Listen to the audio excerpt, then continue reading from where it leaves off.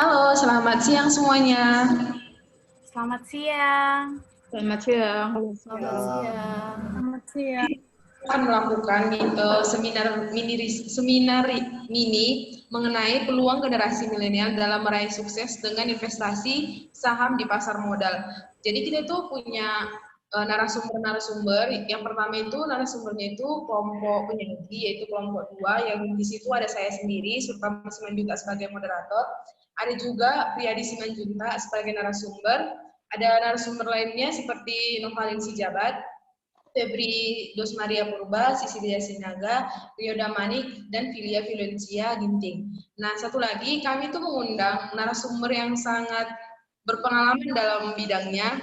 Teman kami, Elizabeth Sirumapea, dia itu berkuliah di manajemen ITB. Mana Kak Elizabethnya? Say hello dong, Kak. Halo semuanya.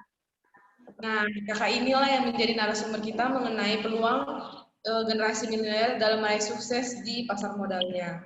Oke, langsung saja kita mulai ke presentasi pertama.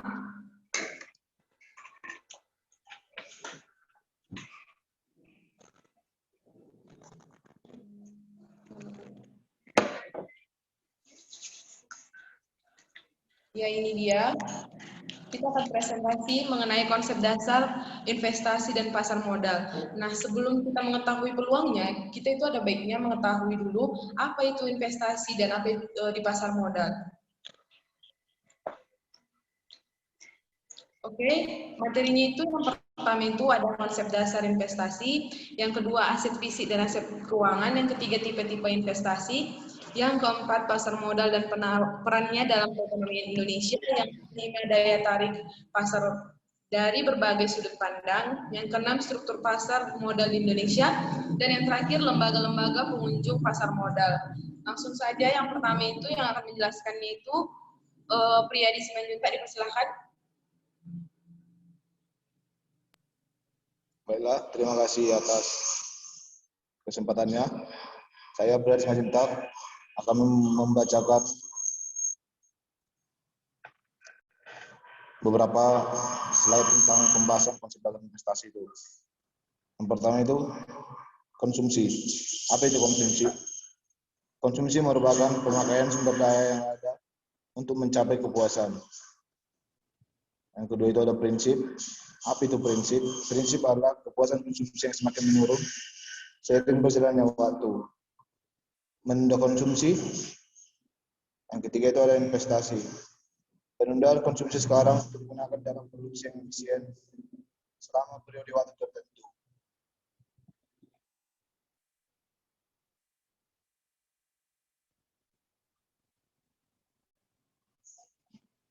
Stanford Kurzweil Experiment, mana dapat kita lihat di sini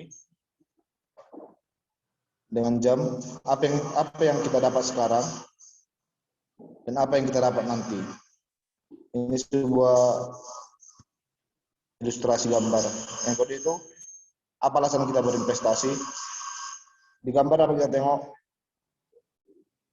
Investasi dapat memberikan kebahagiaan kita di masa depan. Di saat investasi naik, kita dapat menabung untuk membeli keperluan seperti emas, kebahagiaan keluarga, aset, dan persiapan masa depan.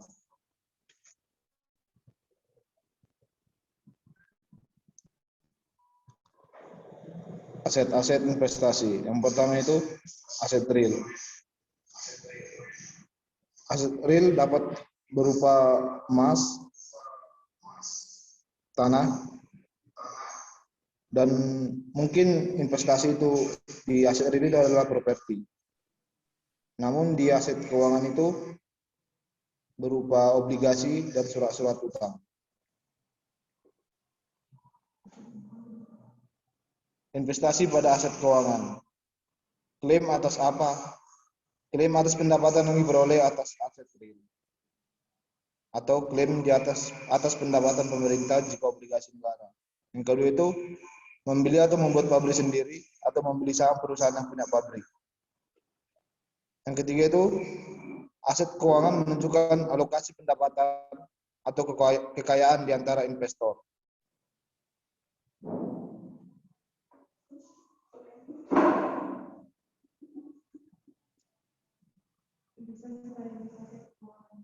Investasi pada aset keuangan. Dua karakteristik yang membedakan dengan aset real adalah satu lebih liquid, dua lebih mudah membentuk portofolio investasi. Aset keuangan adalah semacam kewajiban bagi perusahaan yang menerbitkannya. Atau dengan kata lain melahirkan konsep cost of capital, cost of equity, dan cost of debit. Saya kembalikan kepada moderator.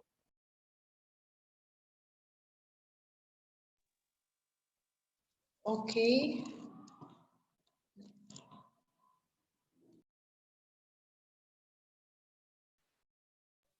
Oke, selanjutnya kita akan membahas mengenai tipe-tipe investasi aset keuangan yang akan dijelaskan oleh Saudari Novalin. Kepada Saudari Novalin dipersilakan. Baiklah, akan saya lanjutkan kembali tipe-tipe investasi aset keuangan. Di sini, jika investor investasi tidak langsung, maka dia akan menjurus ke perusahaan investasi, dan investasi langsungnya itu ke aktiva-aktiva keuangan. Begitu juga jika investor menginvestasikan langsung, maka dia akan menjurus ke aktiva-aktiva keuangan juga. Selanjutnya, di sini investasi langsung itu pembelian aktiva atau aset keuangan secara langsung oleh investor tanpa melalui perantara perusahaan investasi. Di sini umum disebut dengan istilah manajer investasi. Yang kedua, investasi tidak langsung, pembelian aktiva atau aset keuangan melalui jasa perantaran perusahaan investasi, di mana perusahaan investasi tersebut menawarkan produknya, yaitu portofolio beberapa aktiva aset keuangan kepada para investor.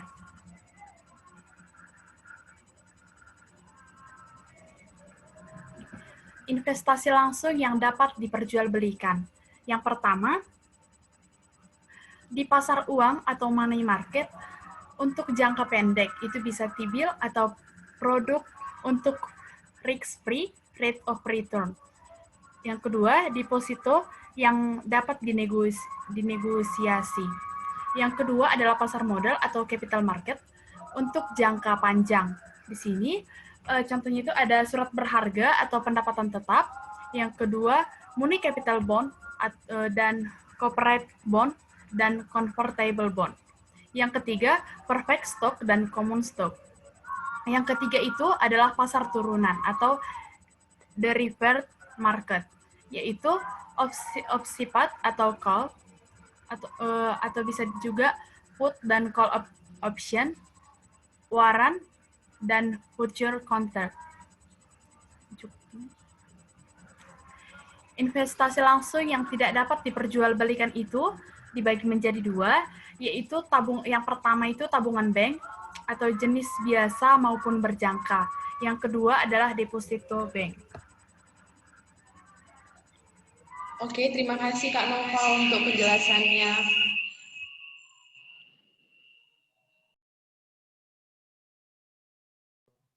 Oke, selanjutnya mengenai investasi tidak langsung akan dijelaskan oleh Saudari Febri. Kepada Saudari Febri dipersilahkan. Investasi tidak langsung. Jenis-jenis perusahaan di investasi ini yang pertama ada unit invest trust, yaitu menerbitkan portofolio yang berisi surat-surat berharga, berpenghasilan tetap, dan dijual ke investor sebesar nilai aktiva bersihnya. Yang kedua ada close and invest company, yaitu perusahaan investasi yang menjual sahamnya hanya pada saat IPO. Yang ketiga ada open and invest company, yaitu perusahaan investasi yang menjual sahamnya bahkan setelah IPO. Slide selanjutnya. Pasar modal. Pasar modal adalah pasar yang memfasilitasi penerbitan dan perdagangan surat berharga keuangan seperti saham dan obligasi. Penerbitan surat berharga dilakukan melalui mekanisme penawaran umum atau sering disebut dengan go public. Initial public offering untuk saham. Yang selanjutnya ada pasar sekunder, yaitu pasar yang memfasilitasi jual beli atau surat berharga yang telah diterbitkan melalui penawaran umum tersebut. Pihak atau perusahaan yang menawarkan efeknya atau saham maupun obligasi kepada masyarakat investor melalui mekanisme penawaran umum disebut sebagai emiten. Bursa efek adalah pihak yang menyelenggarakan dan menyediakan sistem atau sarana untuk mempertemukan penawaran jual dan beli efek dan pihak-pihak lain dengan tujuan memperdagangkan efek. Bursa Efek Indonesia atau sering disebut dengan BEI merupakan bursa hasil penggabungan dari Bursa Efek Jakarta dan Bursa Efek Surabaya. Demi efektivitas operasional dan transaksi, pemerintah memutuskan untuk menggabung Bursa Efek Jakarta sebagai pasar saham dengan Bursa Efek Surabaya sebagai pasar obligasi dan derivatif. Bursa hasil penggabungan ini mulai beroperasi pada 1 Desember 2007.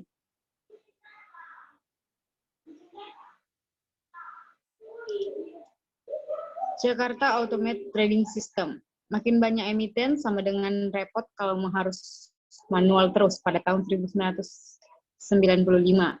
Implementasi JATS diharapkan dapat menjadi fasilitas untuk menunjang adanya frekuensi transaksi saham yang semakin membesar. Karena adanya faktor ingin praktis dan waktu tunggu deal di pasar yang semakin meningkat. Praktik pasar yang makin transparan juga diharapkan.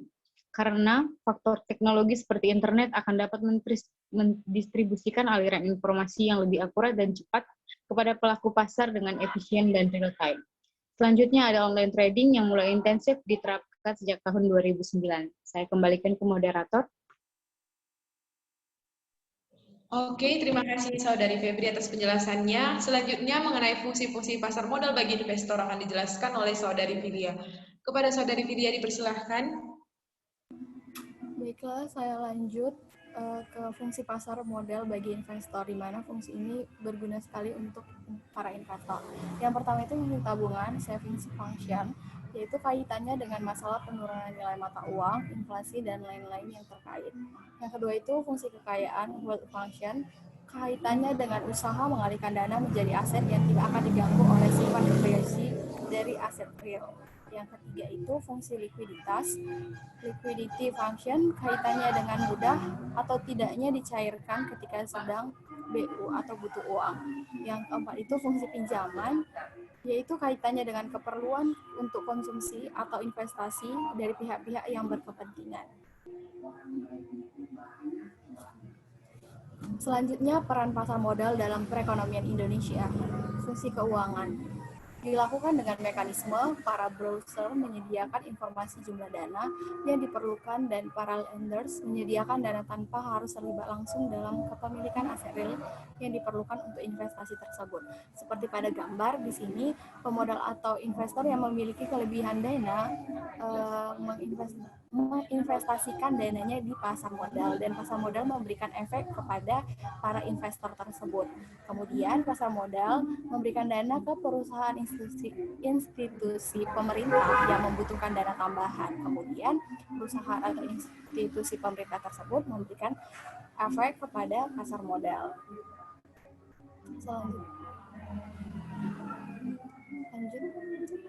Kemudian daya tarik pasar modal atau sudut pandang investor yang pertama itu merupakan wahana pengalokasian dana secara efisien. Yang kedua, pasar modal sebagai alternatif utama investasi di aset keuangan. Yang ketiga, memungkinkan para investor untuk dapat memiliki perusahaan yang sehat dan berprospek baik. Yang kemudian, memaksa pelaksanaan manajemen perusahaan secara profesional dan transparan karena sudah go public, dan membantu agenda peningkatan aktivitas ekonomi nasional. Oke, terima kasih atas penjelasan dari Saudari Filia. Selanjutnya, daya tarik pasar modal atau sudut pandang emiten akan dijelaskan oleh Saudari Sisilia. Kepada Saudari Sisilia dipersilahkan.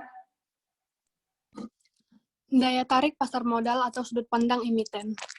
Yang pertama, sebagai alternatif cara penghimpunan modal usaha atau working capital selain dari sistem perbankan yang hanya berbasis utang. Yang kedua, pasar modal memungkinkan perusahaan menerbitkan obligasi atau saham sebagai alternatif kegiatan pendanaan eksternal. Selanjutnya, perusahaan bisa menghindari skenario debt to equity ratio atau DER yang terlalu tinggi, yang dapat menyebabkan biaya modal untuk menjalankan perusahaan menjadi tak optimal.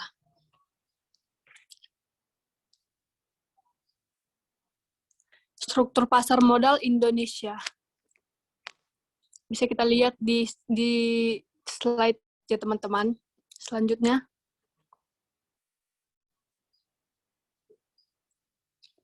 Badan Pengawas Pasar Modal dan Lembaga Keuangan.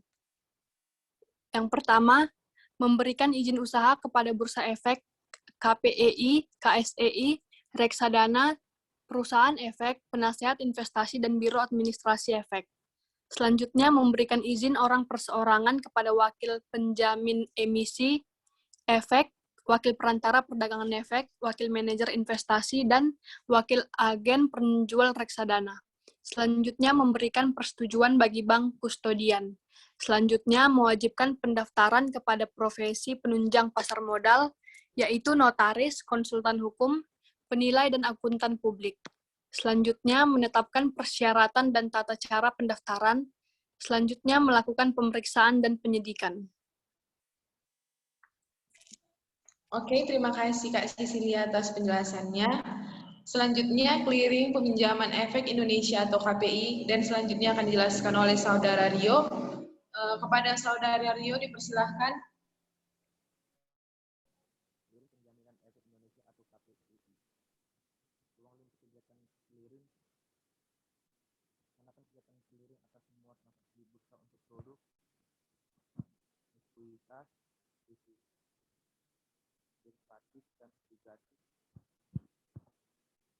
Pada bursa efek kedua melaksanakan proses pengukuran kewajiban anggota yang timbul.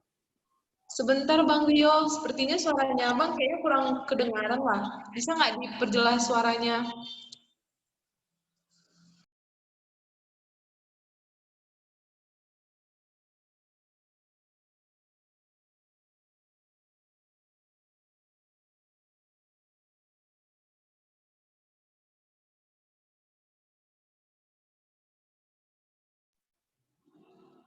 Oke, Saudara Rio dipersilahkan untuk kembali membacakan slide-nya.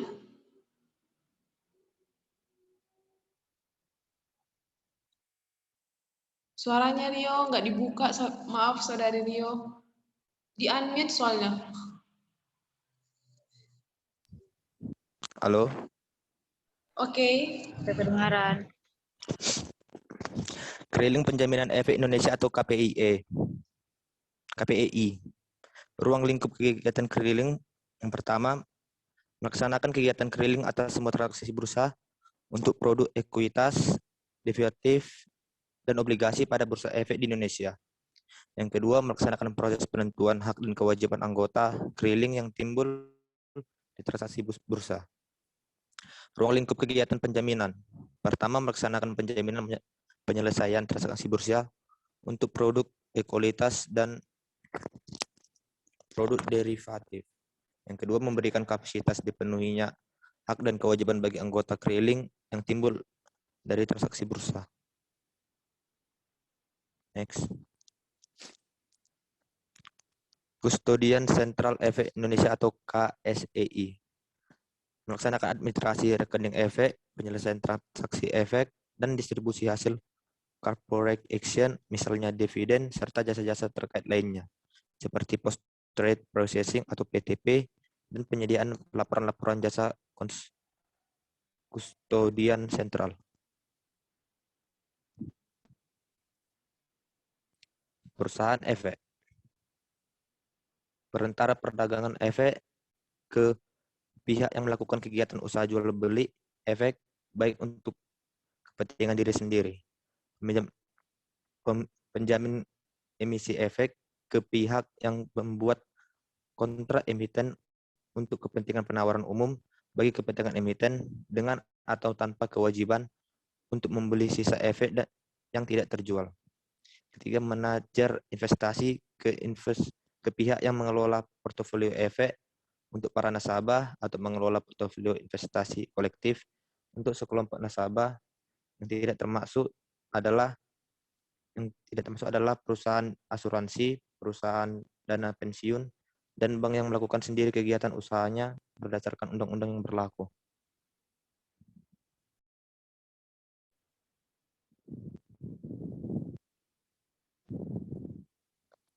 Lembaga-lembaga penunjang pasar modal. Yang pertama ada Biro Administrasi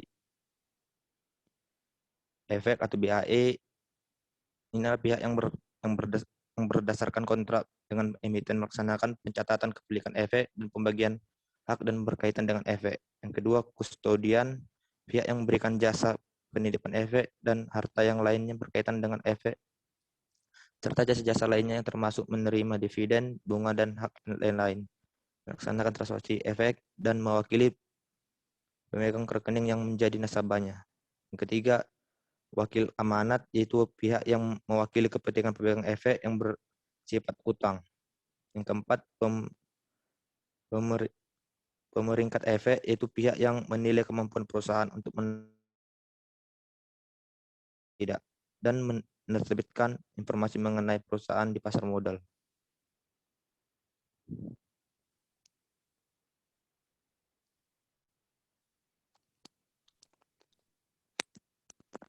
Profesi-profesi penunjang pasar modal. Yang pertama adalah akuntan, yaitu laporan keuangan audit dan pendapatan akuntan. Yang kedua, konsultan hukum adalah laporan legal audit dan pendapat konsultan hukum. Yang ketiga, penilai, laporan hasil penilaian dan pendapatan penilai. Keempat, notaris, legilisasi dokumen perusahaan, dan profesi-profesi lain yang ditetapkan dengan peraturan pemerintah.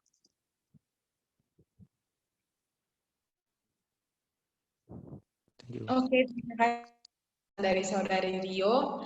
Selanjutnya kita akan memasuki materi yang kedua yang akan dijelaskan langsung oleh Saudari Elizabeth. Sebelumnya, Saudari Elizabeth bisa sapa-sapa dulu sama yang ikut menonton seminar ini. Oke, selamat sore semuanya. Halo. Selamat sore, Kak. Masih semangat. Makasih. Udah kayak ini ya, kayak lagi apa namanya? Oke, kita kenalan dikit dulu ya. Jadi namaku Elizabeth Rumapea. Aku dari manajemen ITB.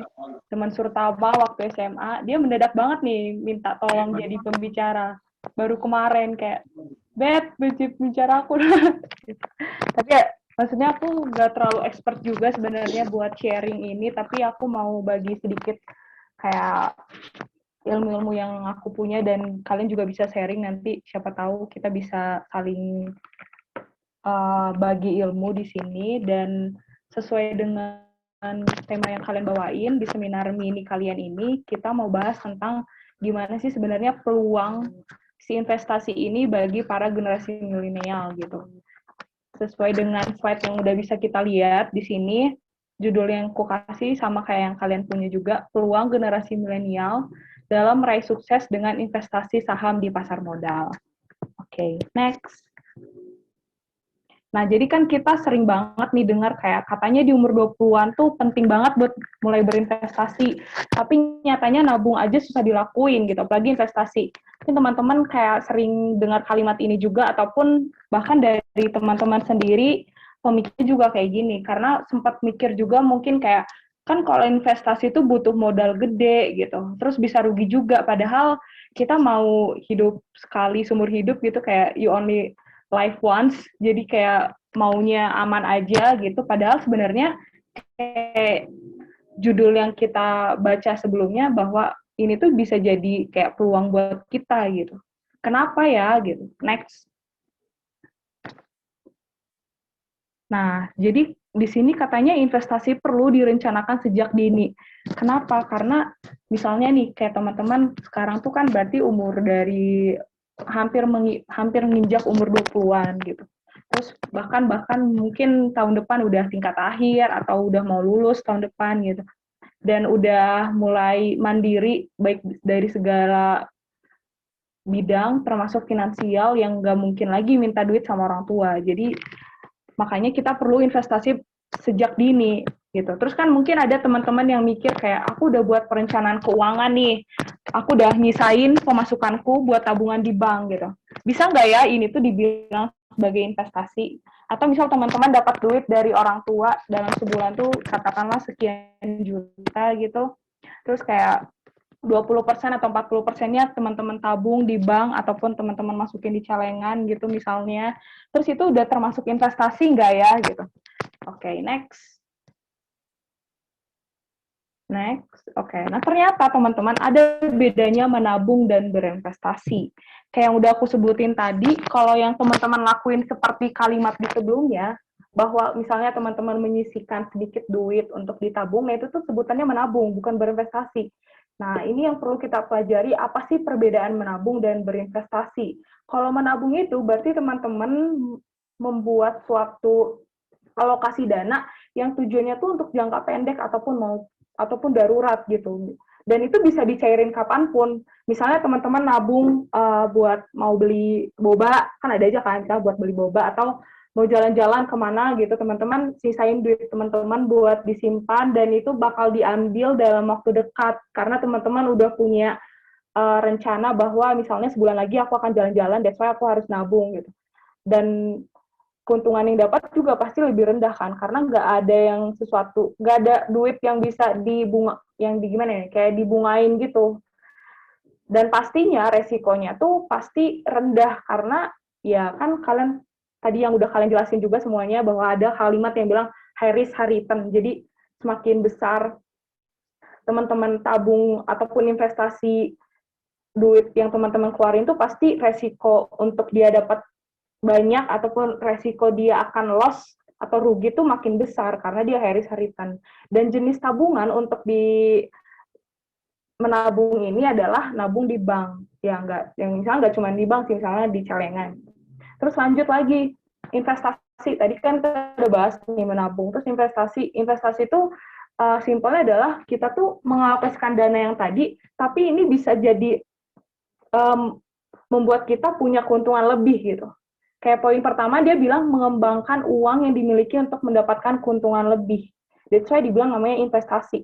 Terus ada jangka waktu untuk mencairkan dana. Nggak kayak misalnya menabung. Kalau nabung tuh kita nabung 5.000 dalam sehari, besoknya bisa langsung kita ambil buat beli bakso gitu atau boba. Nggak tahu siapa ada boba 5.000 ya, misalnya gitu. Sedangkan kalau investasi itu ada jangka waktu yang teman-teman butuhkan untuk bisa cairin si dana ini. Misalnya kalau deposito, dia tuh teman-teman misalnya depositoin 1 juta. 1 juta ini nggak akan bisa teman-teman ambil dalam jangka waktu setahun. Dan itu memang udah harus duit dingin. Artinya jangan sampai misalnya uang kosan teman-teman jadiin jadi untuk investasi gitu. Ya kan? Jadi ya perlu dicari tahu juga uang-uang yang perlu kalian investasiin itu gimana. Karena balik lagi investasi itu punya jangka waktu untuk mencairkan si dana yang udah teman-teman invest. Terus keuntungan pasti dapatnya lebih tinggi karena kan high risk high return, beda sama menabung tadi. Dan that's why makanya ada risiko kerugian tinggi.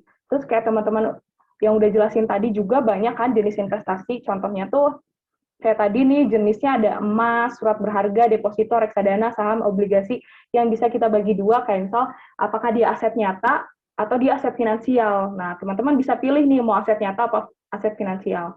Oke, next. Nah, terus pertanyaannya, kenapa sih anak muda harus berinvestasi? Ya kan, ini mungkin perlu dipertanyakan buat teman-teman sekarang semua. Next. Karena ternyata, next. Pertama, oke, sebelum slide ini. Oke. Investasi nih teman-teman buat kita semua. Setelah ini, slide ini. Ya, oke ini. Jadi yang pertama, pastinya kita bisa punya sumber keuangan baru. Karena kan tadi, kalau nabung kan kita nggak punya dia nggak punya, apa namanya, kayak perputaran duitnya tuh di situ-situ aja gitu. Sedangkan kalau investasi, kita bisa dapat keuangan baru, karena dia akan membuat, misalnya kita invest 5 juta, di bulan depan kita jadi bisa dapat 5.200.000 misalnya, atau 5.300.000. Intinya adalah kita bisa dapetin sumber keuangan baru. Ataupun misal, kalau itu kan dalam bentuk aset finansial. Kalau misalnya dalam bentuk aset nyata, misalnya teman-teman punya bisnis properti atau punya kos-kosan, misalnya teman-teman bisnisin kamar kosan teman-teman gitu kan, karena lagi di kampung buat belajarnya, jadi kosan teman-teman yang di Medan, teman-teman sewain buat yang lain, nah itu tuh termasuk investasi juga, karena misalnya uang kosan teman-teman 650.000 misalnya dalam sebulan. Terus ya udah teman-teman bikin tuh buat orang-orang mau sewa di sana jadi 700, which is kita udah punya 50.000 kan. Jadi selain kita dapat duit untuk bayar uang kosan yang memang udah kita sewa, kita juga dapat duit tambahan juga gitu. Jadi kayak ada sumber keuangan baru. Dan tentunya dengan kita udah punya sumber keuangan baru ini, pasti teman-teman bisa ngejar mimpi. Mimpinya misalnya nanti aku lulus S1, 5 tahun lulus S1, aku pengen punya rumah, aku pengen beli mobil, aku pengen jalan-jalan gitu. Jadi dengan berinvestasi, si mimpi-mimpi yang mungkin udah teman-teman bikinin itu bisa tercapai gitu. Sebenarnya buat kita tuh jadi mikir bahwa si uang ini yang bekerja untuk kita, bukan sebaliknya gitu. Jadi kayak dengan kita berinvestasi, ya udah kita, bahkan kan ada banyak tuh yang orang-orang udah mungkin pro banget sama investasi kayak saham dan segala macamnya, dia udah nggak perlu kerja lagi karena dia setiap bulan tuh udah ada pendapatan tetap dari si investasi itu gitu. Next. Dan pastinya long term dari si investasi ini kita pengen punya masa tua yang bahagia gitu. Jadi pada saat masa pensiun di umur 65 tahun kita nggak perlu lagi cari kerja karena kita udah punya keuangan yang stabil misalnya, atau kayak aku udah punya bisnis kos-kosan sampai umur 65 juga, kayaknya ini kan kos-kosan akan semakin naik dari tahun ke tahun tuh, kayak inflasi selalu naik, jadi kayak termasuk bahan bisnis properti itu juga semakin gede gitu nilainya, jadi ya udah di umur masa tua kita udah nggak perlu kerja lagi, dan ini manfaat bagi anak muda. Next. Nah tentunya banyak juga nih mitos tentang investasi ini yang bikin kita tuh jadi semakin ragu-ragu buat mau berinvestasi. Jadi kayak bahkan kayak statement yang ada di slide bisa kita baca kayak, mau sih coba investasi, tapi kayaknya ribet, kayak ngejalinnya terlalu banyak penipuan, investasi bodong, terus kayak kayak keadaan ini tuh jadi bikin kita ragu gitu buat mulai investasi. Padahal kita bisa ngelakuin literasi keuangan yang akhirnya kita bisa tahu mana investasi bodongan dan mana yang real gitu. Next. Jadi ada beberapa mitos tentang ini. Yang pertama, investasi itu katanya harus punya modal besar. Enggak ya teman-teman, kita nggak perlu banyak modal besar. Ya tergantung sih, kan tadi balik lagi high risk return. Misalnya kalau teman-teman mau investasi di reksadana 500.000, ya 500.000, dan kemungkinan untuk dapat duit lebihnya tuh lebih dikit dibandingkan orang-orang yang mungkin investasi di reksadana 100 juta gitu. Jadi nggak perlu modal besar, yang penting niatnya dulu buat mau berinvestasi atau enggak. Terus katanya investasi itu resikonya besar. Iya, tergantung teman-teman investasinya di tempat yang aman atau enggak. Kayak sekarang kan udah banyak tuh kayak vintage yang udah nyediain kemudahan buat para pengguna untuk berinvestasi. Contohnya kayak DIM gitu kan, dan terus juga Ajaib atau Bibit, banyak kayak aplikasi saham ataupun investasi yang bisa teman-teman pakai, dan itu udah lebih rendah gitu resikonya ketimbang teman-teman pakai broker yang dia nipu gitu. Terus kayak ini berhubungan dengan poin ketiga yang bilang kayak banyak penipuan dan investasi. Iya, kalau teman-teman nggak milih kayak hal yang benar, pastinya nggak punya apa ya, kayak misalnya teman-teman kan banyak tuh di Instagram kayak nyediain iya investasi dikit aja lalala, padahal sebenarnya dia nipu gitu. Nah ini yang perlu kita cari tahu nih kayak gimana ciri-cirinya. Terus katanya mulai investasi itu ribet, ya semuanya ribet kalau nggak dijalanin, tapi sebenarnya enggak. Ada beberapa fitur investasi yang sebenarnya nggak ribet. Contohnya kalau beli emas, ya udah kalau punya duit beli aja gitu, kayak per 1 gram, per 2 gram gitu kan. Kayak itu nggak ribet teman-teman, yang penting niatnya dulu. Next. Nah, jadi gimana nih? Tadi kita udah tahu mitosnya, terus juga manfaatnya gimana, terus gimana cara kita mulai investasinya. Yang pertama, teman-teman tuh harus bikin dulu gimana sih rencana dan tujuan jangka panjangnya. Misalnya kayak aku mau berinvestasi karena di umur sekian, aku pengen punya mobil, aku pengen punya rumah, aku pengen jalan-jalan gitu.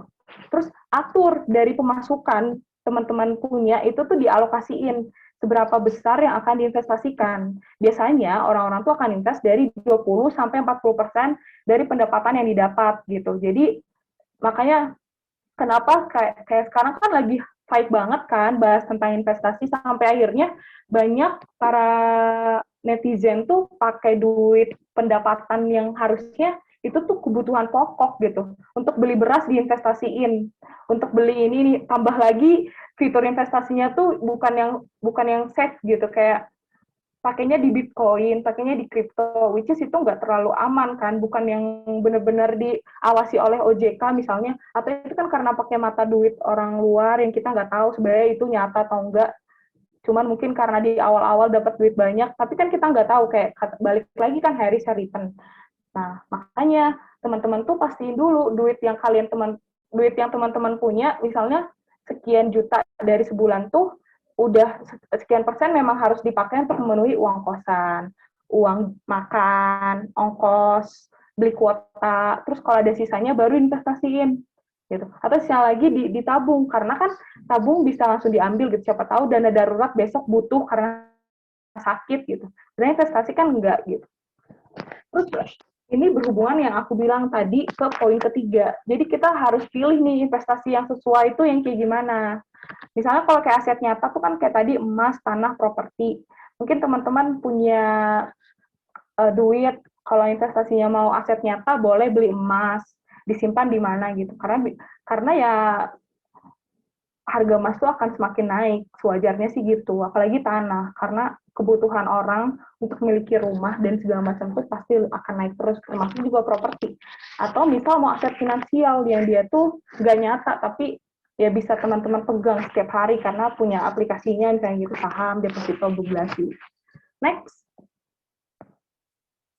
Nah, ini jenis investasi yang cocok untuk anak muda tuh ada 4 teman-teman. Yang pertama, emas, ya karena teman-teman bisa langsung beli gitu toko emas, belinya emas murni, bukan yang emas, boleh sih emas perhiasan, misalnya punya duitnya baru bisa beli emas perhiasan, beli cincin dulu deh sekalian buat perhiasan, bisa, terserah mau yang kayak gimana.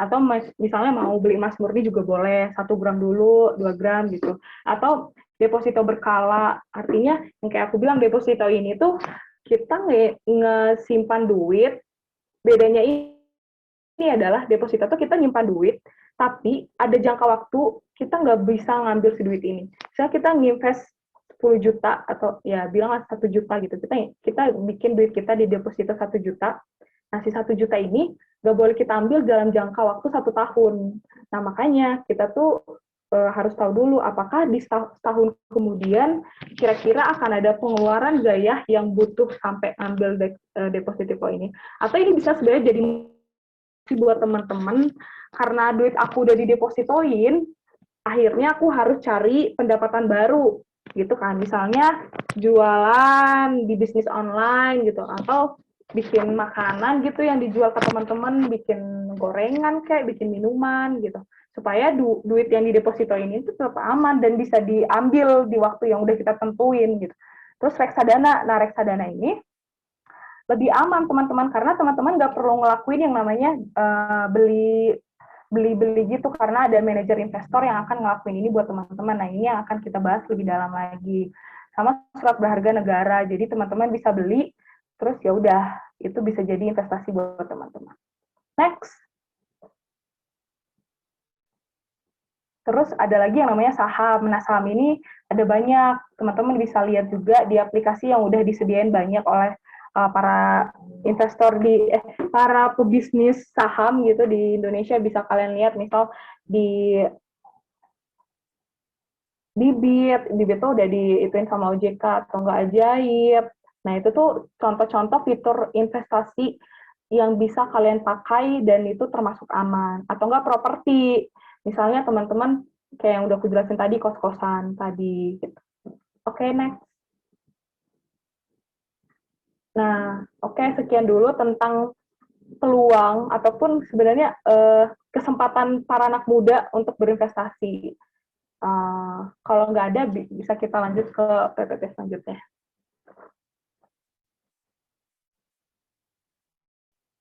Ada yang mau bertanya? Kayaknya kita lanjut aja deh, Sur.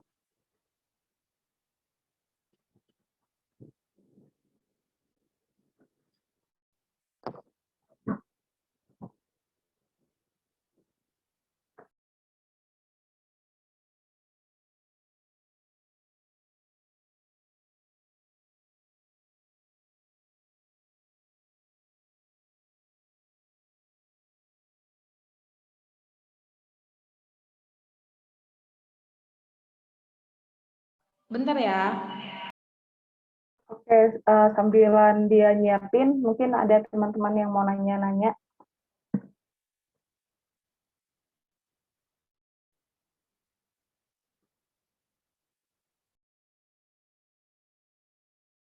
Oh ya, aku sharing dikit ya teman-teman sambil pertama nyiapin materi.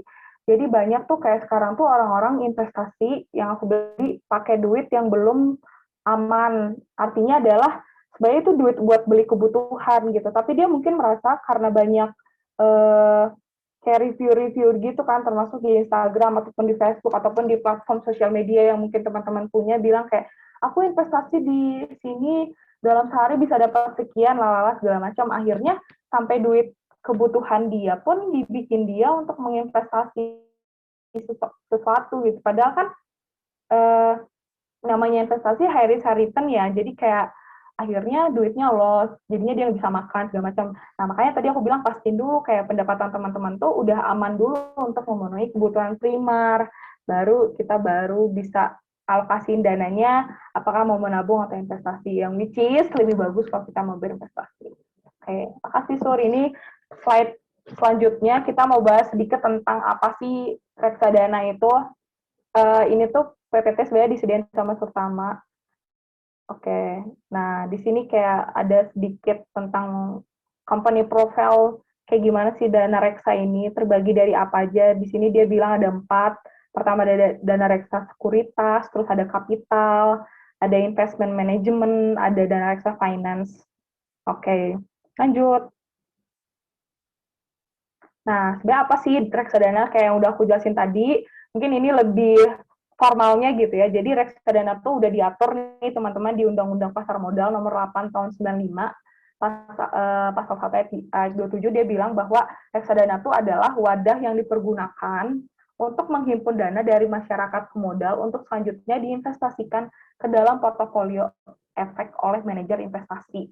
Jadi kayak kita nggak masukin duit, nanti akan ada orang yang ngatur itu gitu. Makanya dibilang reksadana itu salah satu platform investasi yang cukup aman buat anak muda. Next. Nah, ini tadi aku cari-cari di Google, sini aku tambahin dikit kalau ada perbedaan reksadana sama nabung saham. Nah, kalau saham tuh kan kayak kita tuh kalau si saham ini kan artinya ketika kita membeli suatu saham, berarti kita memiliki kepemilikan terhadap suatu perusahaan tersebut karena kita udah beli saham dia gitu. Makanya banyak kayak jokes-jokes gitu kan di TikTok, salah satunya kayak kamu lihat gedung itu, saya pemiliknya.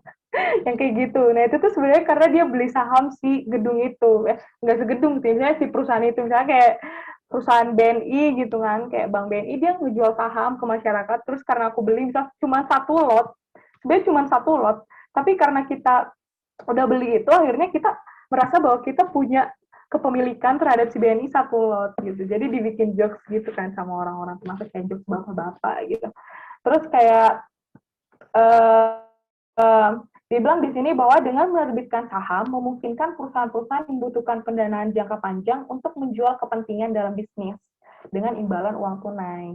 Nah, kayak gitu. Jadi kayak pas kita ngasih si perusahaan ini tuh nerbitin saham, kita akan jual sekian, ya berapa persen yang mau kita ambil, berapa lot segala macam gitu. Sedangkan kalau reksadana ini tuh kita cuman masukin si duitnya, ya kan?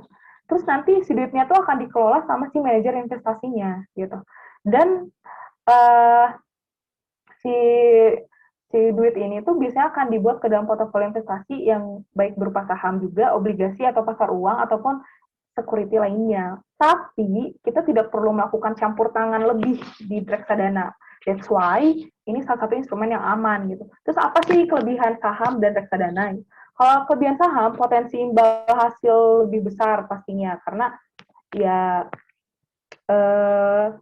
kemungkinan misal hari ini jualnya berapa, besok dibeli berapa gitu. Terus kita memiliki kemudahan dalam membuka rekening saham karena udah banyak nih teman broker-broker saham gitu. Terus selain selisih penjualan saham, nasabah akan menerima dividen setiap tahun yang besarnya tergantung pendapatan bersih perusahaan. Nah, makanya aku bilang tadi banyak tuh yang sekarang banyak sekarang para investor tuh nggak perlu kerja lagi karena dia punya pendapatan which is dividen ini. Jadi misal dia udah berinvestasi kayak teman aku, dia punya saham 7M di Mandiri. Woi, gila nggak? Kayak itu masih di satu bank. Dia punya satu saham ber-7 miliar kayak which is dia akan jadi salah satu pemegang RUPS. Jadi pas ada saat rapat umum pemegang saham tuh dia diundang ke sana. Dan dia udah punya dividen which is pendapatan tetap yang akan dia dapatin setiap bulannya dari si laba perusahaan itu gitu. Jadi nggak kerja pun dia udah dapat duit, guys, gitu. Terus ya tapi itu balik lagi kan Haris-Haritan. Mungkin teman-teman karena masih kuliah sekarang masih coba yang aman dulu, yaitu reksadana. Karena di sini katanya kelebihan reksadana tuh dia langsung dikelola sama si manajemen investasi yang tersertifikasi. Jadi si investornya tuh udah punya pemahaman gitu tentang si investasi itu kayak gimana. Terus dana minimumnya juga lebih rendah gitu, teman-teman. Kayak 100.000 itu bisa teman-teman taruh di reksadana. Dan potensi resiko pasti lebih rendah karena ya si pengelolaan reksadana itu tuh menerapin konsep namanya diversifikasi. Jadi pendapatan yang akan teman-teman dapatkan tuh akan dibagi ke semua investor di reksadana itu, kayak gitu. Nah, masalahnya ada beberapa kekurangan juga nih yang perlu teman-teman ketahui dari si saham dan reksadana. Kalau si saham, katanya investor tuh perlu memiliki pemahaman investasi saham yang memadai. Jadi ya, that's why kita tuh banyak yang rugi di saham mungkin karena dia belum punya banyak pengetahuan. Karena kan saham ini tuh berhubungan dengan gimana sih kondisi ekonomi di satu negara tersebut, kayak gimana produknya di mata masyarakat, apakah lagi banyak laku atau enggak gitu-gitu. Mungkin teman-teman yang suka drama Korea sering banget ya, ini salah satu scene yang paling sering di up di drama Korea tentang saham-saham para pemain utama, karena misalnya anak presidennya lagi jelek citranya di masyarakat, that's why saham mereka nurun. Nah, itu tuh berpengaruh, that's why. Makanya orang-orang yang mau berinvestasi di saham tuh tahu kayak gimana kondisi si perusahaan yang dia beli sahamnya, kondisi ekonomi negara tersebut kayak gimana, terus kayak masyarakatnya lagi bagus gak ya pendapatnya tentang si produk itu gitu. Tapi potensi risiko lebih tinggi pastinya dari reksadana karena duitnya mungkin lebih gede dari reksadana. Nah, sedangkan kalau reksadana tuh potensinya untuk imbal hasil pasti lebih kecil kan, karena ya tadi, terus jangka waktu investasi pendek dan dividen tuh nggak langsung ke investor, tapi masuk ke nilai aktiva bersih. Nah, terus lanjut lagi, di sini tuh katanya resiko yang dikandung strategi investasi dapat memicu faktor psikologis atau kekhawatiran investor. Oleh karena itu, kayak si investor tuh harus punya tahu kayak gimana pengetahuan dia tentang si saham tersebut, terus dia perlu tahu juga apakah dia termasuk risk taker atau risk averse gitu. Kayak teman-teman perlu tahu nih, apakah teman-teman tipe yang mau ngambil resiko atau mau cari aman aja. Kalau mau ambil resiko boleh saham, tapi mau yang aman-aman aja dulu misalnya ya udah reksadana aja kayak gitu. Next.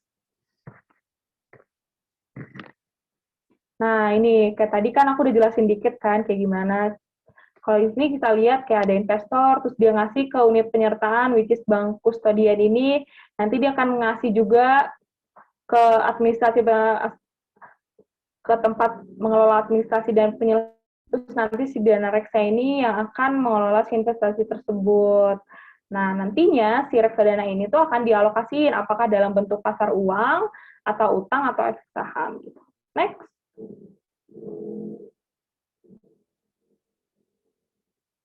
Next.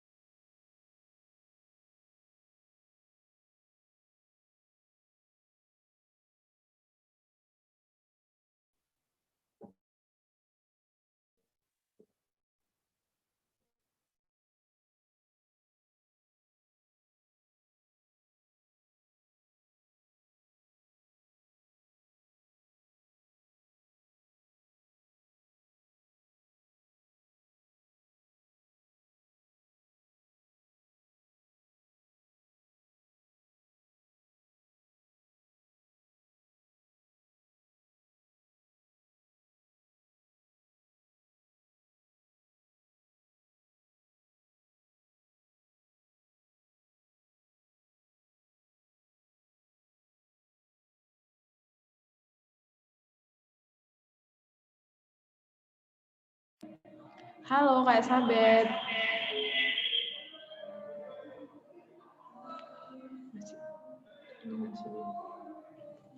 Oke, sorry ya, tadi ininya nggak bagus. Wifi kosan aku. Oke. Tadi udah sampai mana ya? Next bet di jenis-jenis reksadana. Sebelumnya apa slide-nya sebelumnya? Sebelum ini apa ya, Su?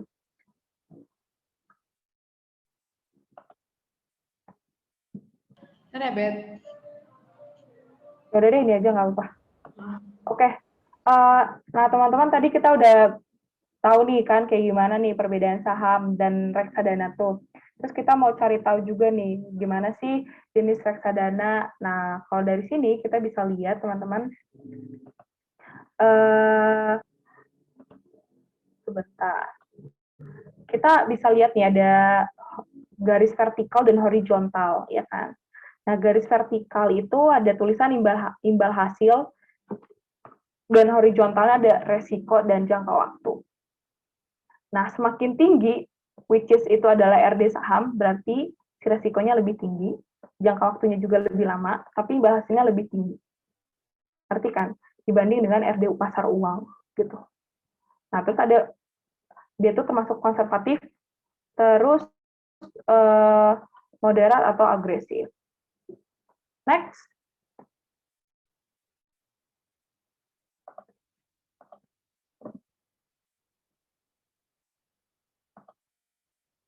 Nah, ini boleh teman-teman googling juga nanti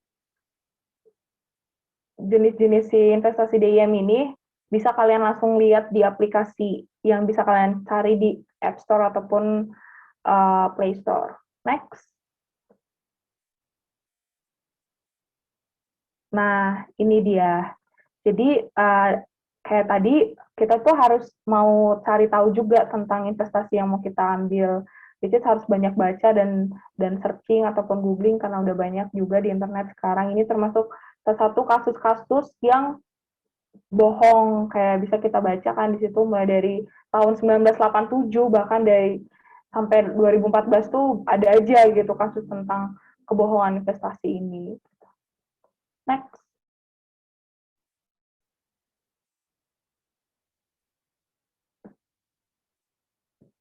Nah, kalau versi OJK, ini tuh adalah ciri-ciri si investasi bodong, ya kan? Katanya bakal imbal hasil yang tinggi, gitu.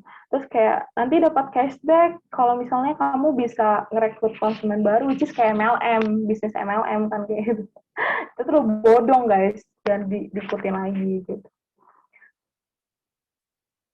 Ya, ini bisa kita baca ya, katanya juga ada yang sok-sok bilang review dari pejabat publik gitu, padahal sebenarnya bohong. Terus katanya bakal mudah kok diambil investasi atau asetnya, padahal mungkin enggak, kayak gitu. Next.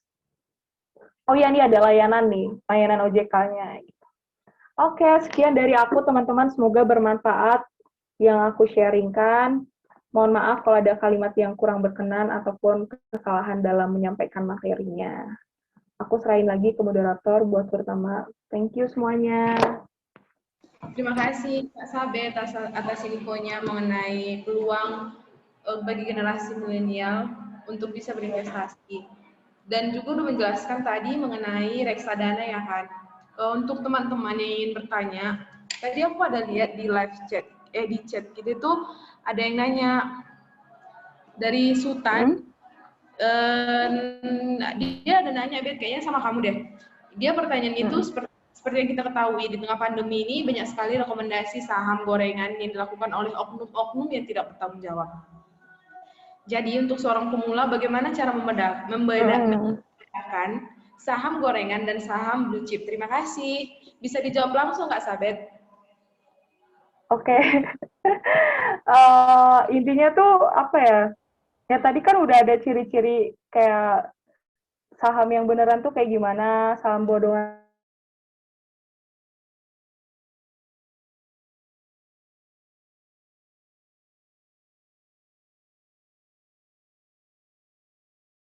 gimana.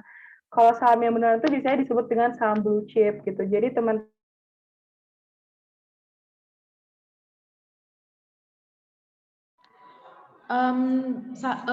Saudari Sabet, suaranya agak macet-macet ya?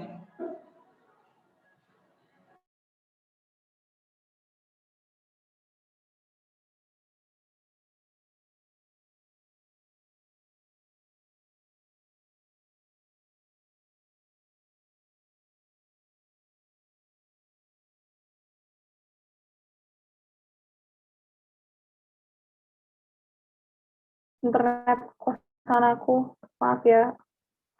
Oke, aku ulang ya guys. Sedangkan kalau misalnya saham gorengan tuh dia sulit dianalisis gitu karena gak banyak masyarakat yang beli, which is dia akan punya kesempatan untuk ngebohongin si konsumennya gitu. Terus dia juga melakukan hal-hal yang kayak unusual market activity gitu, kayak dia punya perubahan signifikan gitu pada saham sekuritas di Indonesia. Kayak gitu sih Sultan, apakah jawaban aku cukup membantu untuk membedakan mana saham yang bohong gitu dengan saham blue chip? Sebelumnya kita kembalikan dulu ya sama yang nanya untuk Sultan, gimana apakah jawaban dari saudari Sabet cukup untuk menjawab pertanyaan dari saudara Sultan?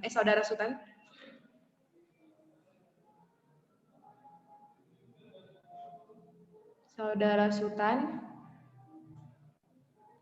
masih di dalam ya? Oke, dia udah jawab di chat, katanya makasih buat jawabannya.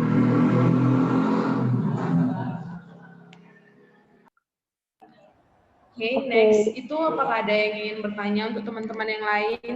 Pertanyaan itu boleh sama pemateri pertama dari kelompok kami atau langsung nanya ke saudari Sabet juga nggak apa-apa. Kami persilahkan untuk teman-teman yang ingin bertanya.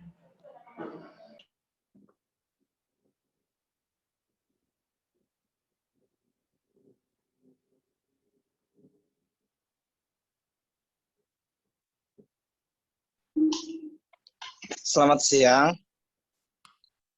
Ya, siang, John. Perkenalkan, saya John dari Instiper, Jogja. Saya ingin menanyakan kepada pemateri pertama. Saya ingin menanyakan seperti yang kita ketahui, banyak pada zaman milenial sekarang, banyak manusia yang tergiur dengan saham-saham bodong, yang menawarkan keuntungan yang tinggi dengan tingkat risiko yang rendah. Jadi menurut kalian bagaimana caranya agar milenial tidak terjebak dalam investasi saham bodong tersebut? Terima kasih. Oke, ini mau kalian jawab atau siapa, Sur? Kami aja, Bet. Tapi sebelumnya terima kasih sama Oke. saudari dari tadi udah mendengarkan dan udah memberikan pertanyaan. Mungkin langsung dijawab aja kali ya dari kelompok kami. Saudari Nova, boleh menjawab?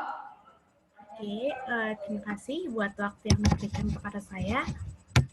Di sini saya akan mencoba menjawab pertanyaan dari Saudara John. Oke, jadi kunci utama bagi para milenial itu agar tidak termakan iming-iming palsu, itu kita harus memahami dulu gitu regulasi dalam berinvestasi. Kayak tadi kan kata kakak pemateri, ketika banyaklah gitu oknum yang tidak bertanggung jawab gitu menawarkan dengan resiko yang kecil tetapi dengan untung yang besar gitu kan. Nah, kita harus mengetahui dulu ketika kita memang mau berinvestasi ya kita telusuri dulu gitu bagaimana dan apa saja persyaratannya berinvestasi di perusahaan tersebut. Dan juga kan semua orang bisa mengakses dengan mudah segala macam-macam informasi terkait tata cara investasi yang aman, dan milenial harus mengetahui tentang regulasi. Apa sih regulasi itu? Nah, regulasi itu dibuat untuk memudahkan dan mengamankan investor saat memutuskan untuk berinvestasi. Sehingga ia berharap kepada seluruh anggota yang hendak menggelontorkan uang untuk investasi, membaca dulu apa regulasi dalam investasi itu. Oke, sekian jawaban dari saya kembalikan kepada moderator. Oke, terima kasih atas jawaban yang telah dipaparkan oleh Saudari Novalin. Saya kembalikan ke saudari penanya, saudara John. Apakah dapat menerima jawaban dari penyaji? Terima kasih atas jawabannya. Saya juga ingin menanyakan kepada kakak yang berpengalaman, yaitu kakak Elizabeth ya, tentang pembelian saham. Saya juga pernah mengikuti banyak pembicaraan tentang saham gitu dari teman-teman gitu. Saya ingin menanyakan kepada kakak, bagi kami pemula pembelian saham itu bagaimana sih baiknya untuk sekelas mahasiswa, dan apabila kita ketahui saham itu juga kita ketahui naik turun, bahkan kita membeli saham itu bahkan modal yang kita tanamkan tidak bakalan kembali. Bagaimana sih masukan kakak untuk kami pemula seperti itu? Terima kasih. Oke, John, thank you buat pertanyaannya. Aku coba jawab ya, semoga bisa bantu kalian semua.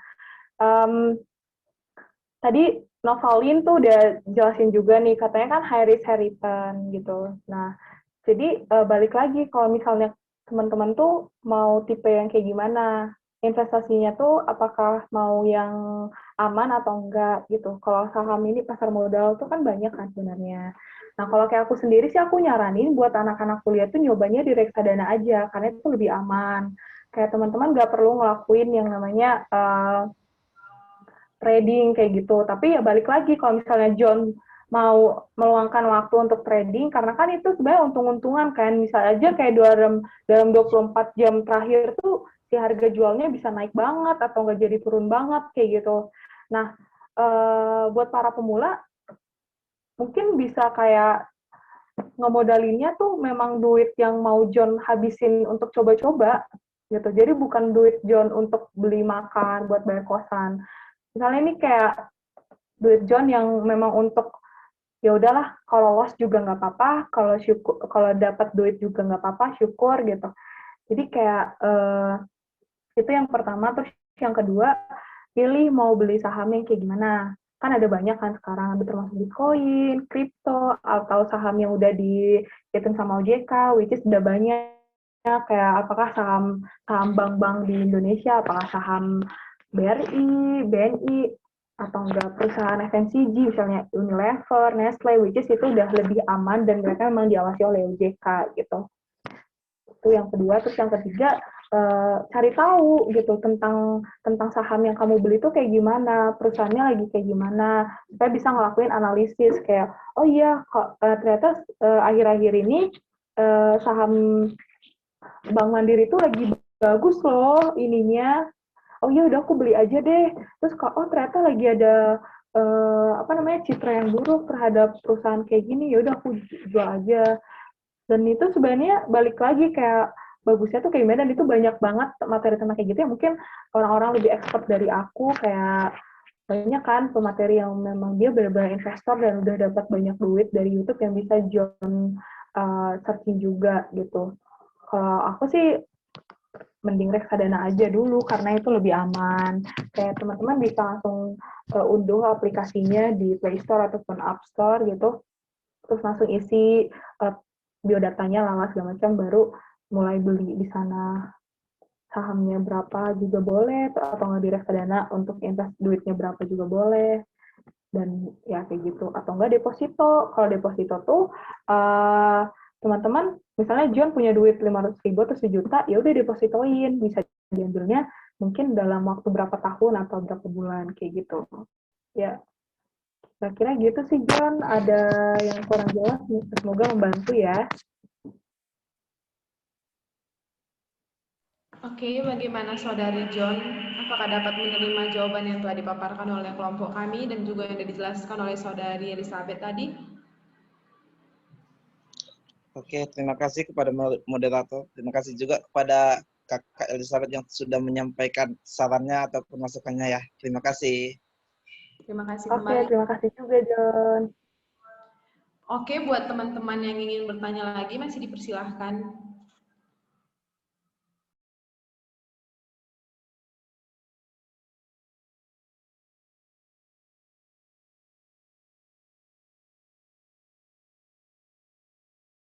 Tadi udah 3 pertanyaan ya. Ada 2 pertanyaan tadi. Ya 3 sih, 3 bisa terhitung 3. 2 dari John, 1 dari Sultan.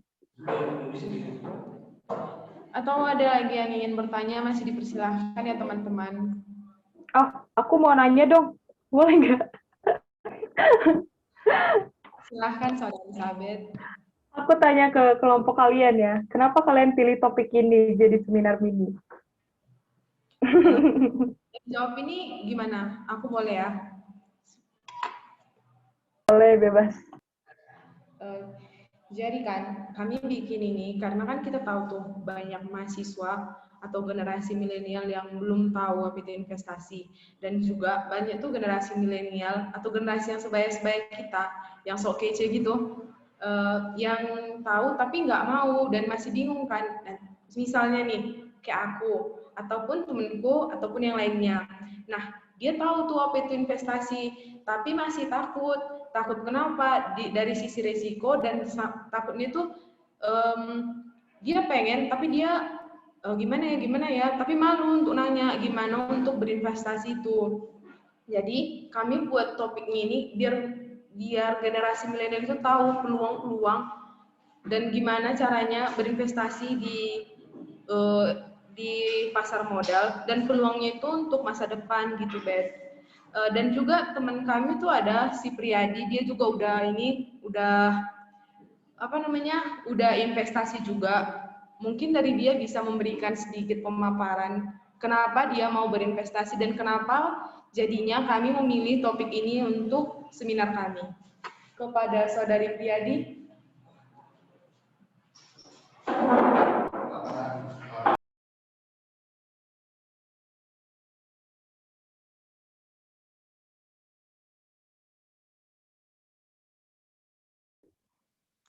Di sini saya memilih investasi di pasar modal itu karena melihat minat masyarakat terhadap pasar modal sudah sangat tinggi dikarenakan semenjak pandemi semua pergerakan masyarakat itu dibatasi. Dan juga keuntungan dari berinvestasi di pasar modal sangat tinggi dibandingkan dengan bank. Sama yang dikatakan dengan Elizabeth tadi, bahwa dengan risiko yang tinggi kita dapat keuntungan yang tinggi. Namun di bank itu kan risikonya rendah, namun keuntungan yang kita dapat dari bank itu rendah juga. Seperti contoh saya beli beberapa saham bank seperti mungkin BRI, BNI. Di sana itu atau 100 lembar dalam pasar modal itu untuk BRI itu dalam 450-an ribu, BNI itu mungkin 600.000. Namun untuk jangka panjang saya yakin optimis bahwa saham-saham bank ini akan naik karena masyarakat akan menabung di bank, bukan jadi ada tempat selain bank untuk masyarakat dalam menabung. Kemarin saya menabung di BRI itu di harga 350.000 untuk satu lotnya atau 100 lembar. Berkisar 3 sampai 4 bulan saya sudah mendapat keuntungan hampir 250.000 selama 4 bulan. Dan jika kita menabung di bank selama 4 bulan, mungkin keuntungan yang kita dapat dari bank itu tidak ada sampai sebanyak itu.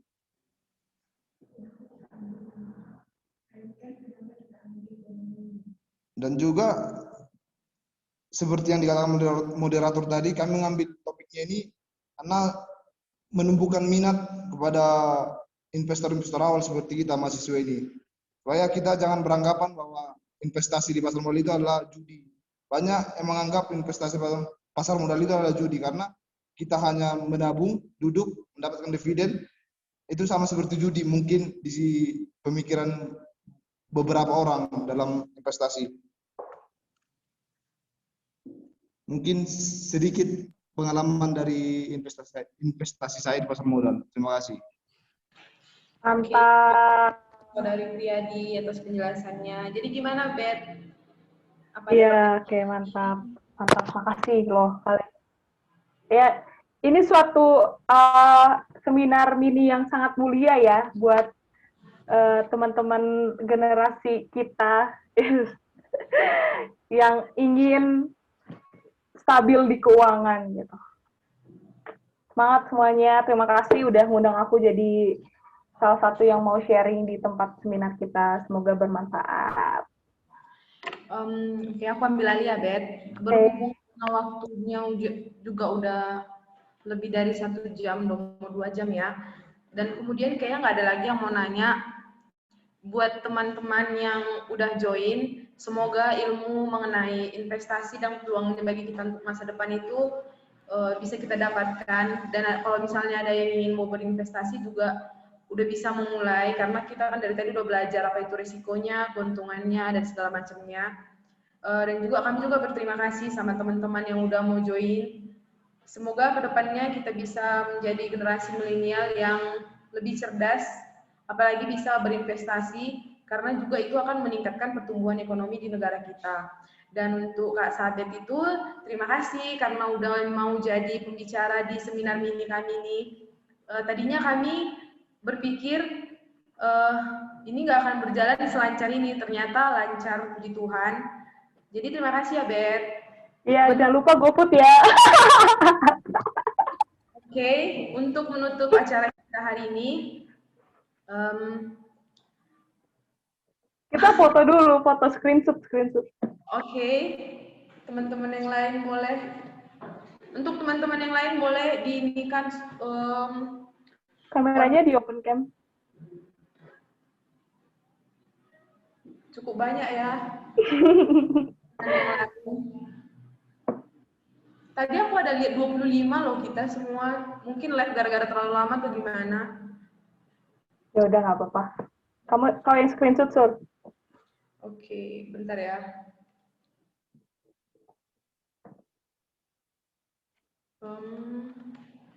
Coba mana semua? Peace. Coba aku tengok dulu ini ya.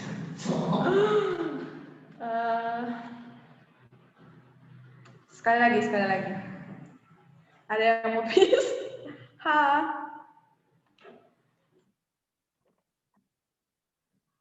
Oke, terima kasih teman-teman yang udah join. Ada Indah Lestari, Sultan, Johan, hamba Tuhan. Hamba Tuhan.